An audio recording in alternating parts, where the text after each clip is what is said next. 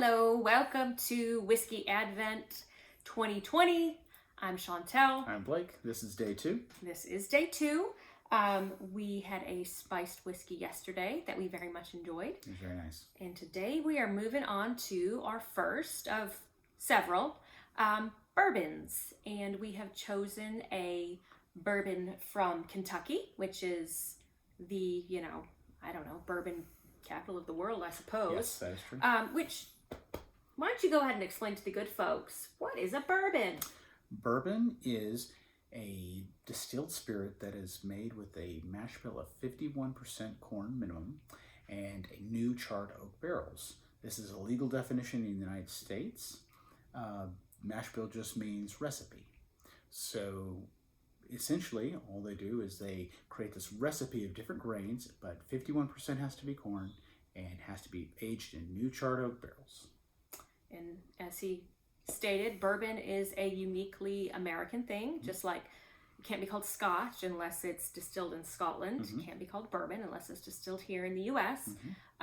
With at least 51% corn. Since traditionally there was lots of corn. Yes. And, people had to find a use for it. Why not make some alcohol? So Willet is what we chose for day 2. The most exciting thing about Willet is the ridiculousness of their bottle. Go ahead. We're so polite. The bottle is shaped like if you recognize, a pot still.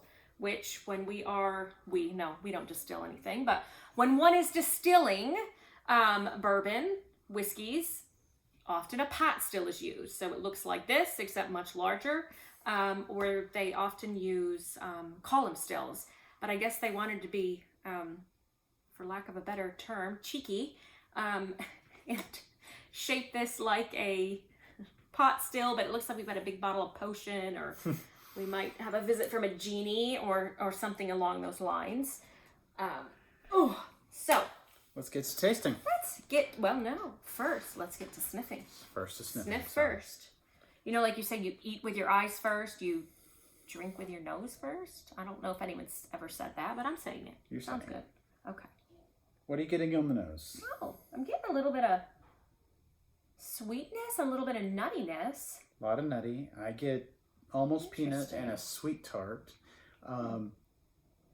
If I dig deep, I get a little sawdust, but that could be like a peanut dust or something like that. If you were going into a steakhouse that serves peanuts and you throw them on the floor, the peanut shells on the floor, something like that.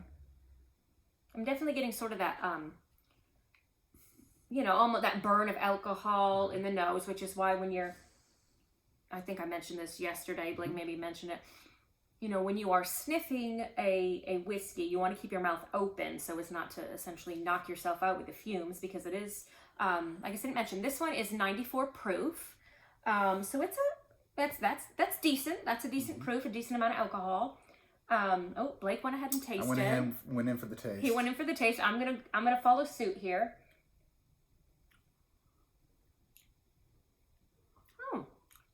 Pleasantly sweet, not too complex. It's almost, and we were talking, bourbon is at least 51% corn. I'm not completely sure what the mash bill is on this. But I'm also getting like a sweet, like a almost corn syrup sweetness is kind of what it's making me think of. Like a Karo syrup for me, which I guess would be very close to a corn syrup. I think it's corn, yeah. So it's kind of like got a pie flavor to it in a way because of the nuttiness and the syrupiness that it has. Yeah. And I am getting a little bit of a musty funk. Musty funk, which sounds about as pleasant as sawdust, but I like it. When I was a girl in upstate New York, all houses have a basement or a cellar.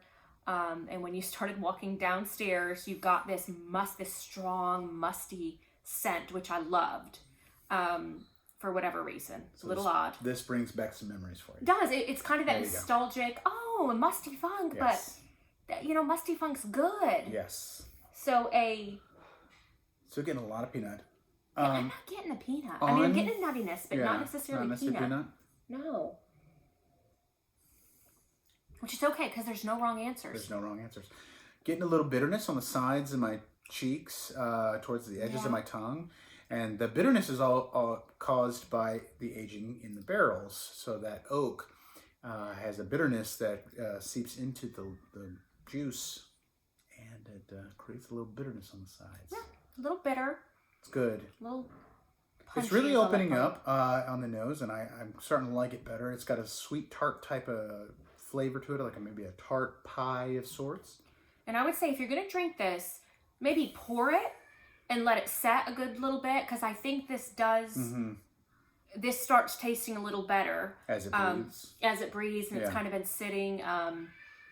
You pick up more flavors.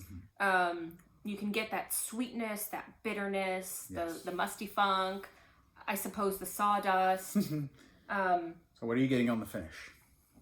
I still have that lingering carob syrup flavor in my mouth, but also with sort of that numbing, bitter. Yes. A lot more burn on my tongue and my mouth than a Kentucky Hug. I'm still getting a little bit of the Kentucky Hug. There's a little there, but it's not much. It's more here. There is a numbing. It's not spicy. A lot of bourbons and whiskeys can be spicy, and this is not spicy. It's not a black pepper sort of thing. Kind of, It's more of just a numbing. Yeah. Almost maybe a leather on the nose.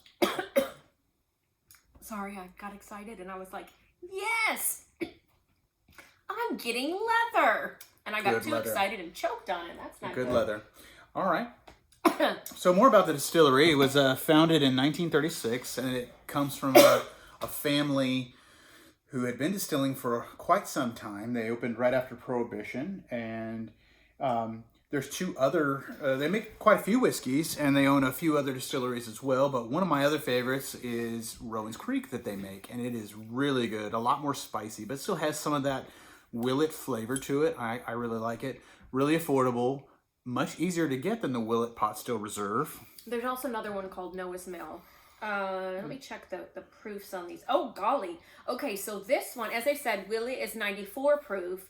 The Noah's Mill is 114.3 proof. So there's probably some... Significant, probably Kentucky more flavor, a lot more hug. I really love these two bourbons a lot. I think I like them even more than the Willet Pot Still Reserve.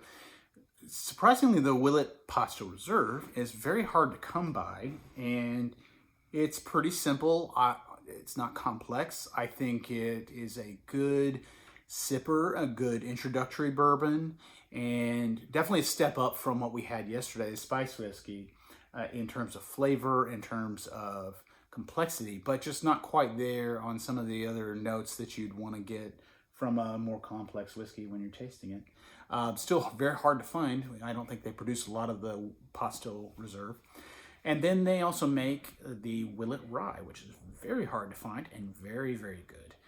It's a 4-year rye. If you can find that, please do pick it up. It's really, really good. Send one his way. Yes, please.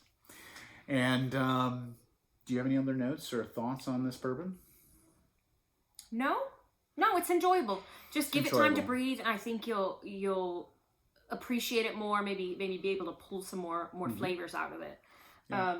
Overall, I really like it. It's something that's you can drink on while doing an activity or hanging out with friends, and not have to think about too much, but still get a lot there. I wish it wasn't so hard to find, but otherwise, I really, really kind of like it. All right, cool.